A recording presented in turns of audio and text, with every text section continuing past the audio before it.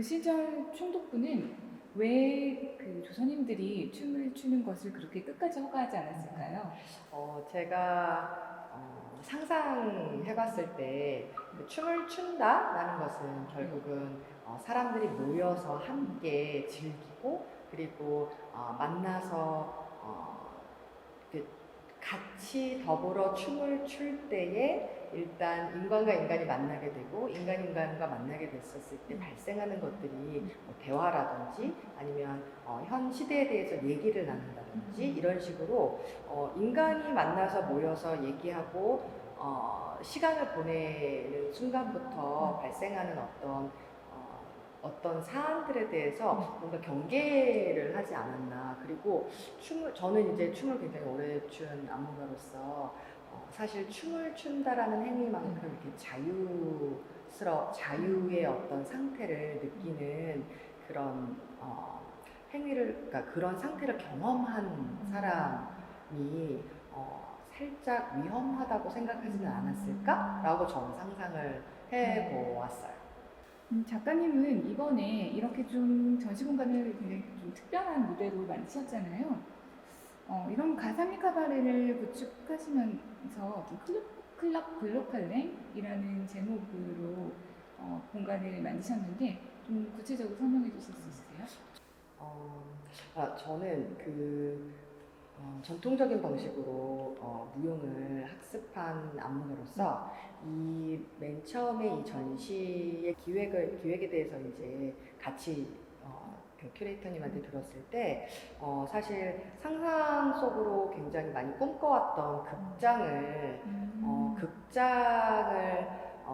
개념, 극장의 맥락으로 나 자신, 그다음에 공연, 그리고 춤, 사람들이 모이는 그런 것들을 구현해보고 싶었던 것이 되게 이렇게 직관적으로, 1차적으로 그 느낌이 되게 강력하게 왔었어요. 제가 생각하는 극장은 사실 어떤 공간만을 이렇게 의미하거나 아니면 이제 관객이 공연을 보러 가서 일정한 시간 동안에 이제 공연이 시작하고 끝나고 공연이 이루어지고 하는 그런 전통적인 방식에 대해서 항상 질문을 갖고 있었기 때문에 뭔가 더 수평적으로 되게 자유롭고 그리고 얘기도 나눌 수 있고 그리고 관객과 공연자가 구분이 없는 그런 것이 가능한 극장을 내가 만들 수 있을까라는 그 질문이 있었고요. 그리고 또 거기에 질문하는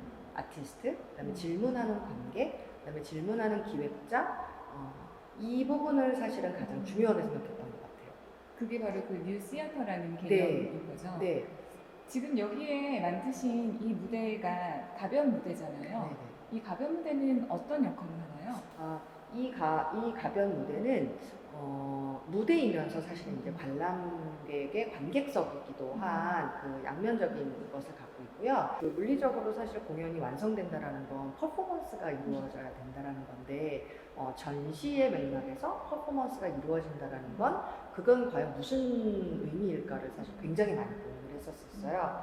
그래서 제가 선택한 방식은 이 극장에 있는 어떤 요소, 예를 들어서 이제 관객석이면서 또 무대가 될 수 있는 그 장치들, 그리고 이제 저쪽에 보면 그 무대에서 장치막으로 사용하는 것들로 아직 리허설이나 아니면 테크니컬 리허설이나 아니면 무엇인가를 준비하고 있는 것들을 상상할 수 있는 그런 어떤 장치들을 사실 설치물로 보완해낸 것이고, 이것들이 이제 나중에 그 11월 달에 저희 브로칼랭에서 공연 프로그램에서는 또 각기 다른 역할로 사실 다시 태어나는 존재인 네, 기대가 되네요.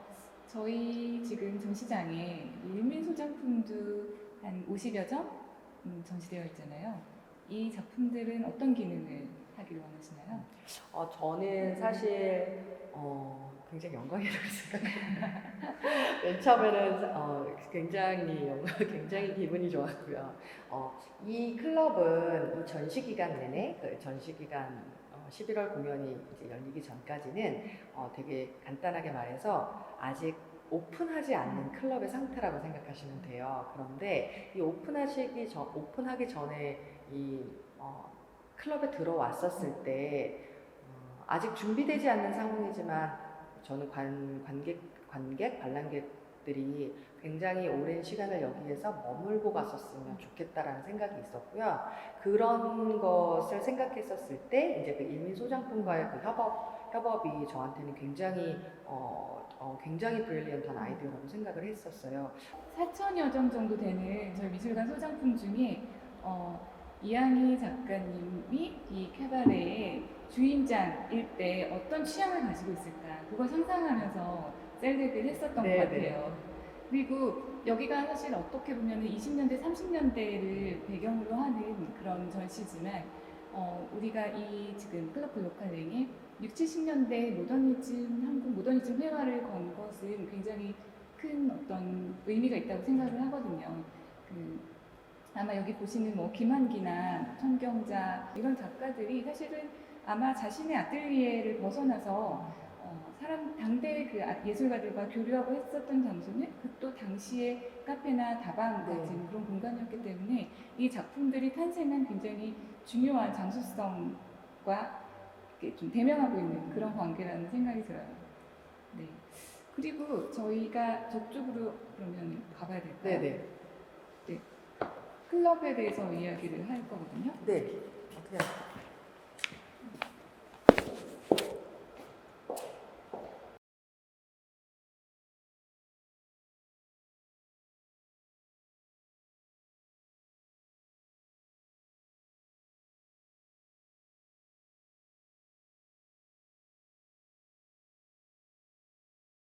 이 작품은 언더그라운드 카페라는 제목의 신작이잖아요. 90년대 후대의 어떤 클럽 문화를 그릴과 풍경 같은데 어떤 작품인가요? 이의 다큐멘트는 20년 전의 다큐멘트고요. 97년도부터 98년도까지 동명이 클럽 언더그라운드 카페에서 벌어졌던 그 기획된 그 림보의 공연이었고 그 공연의 그풀 레코드 영상 중에서 이 공연의 전 상태, 그다음에 공연의 후 상태, 그리고 이제 사람들이 이제 기다리는 것, 그다음에 사람들이 환호성 지는 것, 그 공연 바로 전에 이렇게 그 기대감과 앞으로 무슨 일이 일어날지 모르는 묘한 긴장감, 사실은 그런 것들이 굉장히 자연스럽게 있었던 또 극장의 전통적인 극장이랑은 좀 다른 굉장히 편안하고 술을 즐기고 하는 그런 모습들을 이렇게 다시 재편집해서 만든 작품이고요. 저는 이때의 이 언더그라운드 카페에서 벌어졌던 어떤 실험적인 공연, 그다음에 실험적인 행위들이 사실은 그 제가 얘기하고자 하는 그 뉴피어러의 실초가 되지 않았나 하는 생각이 있고, 그게 이제 제 역사이기도 하고 그래서.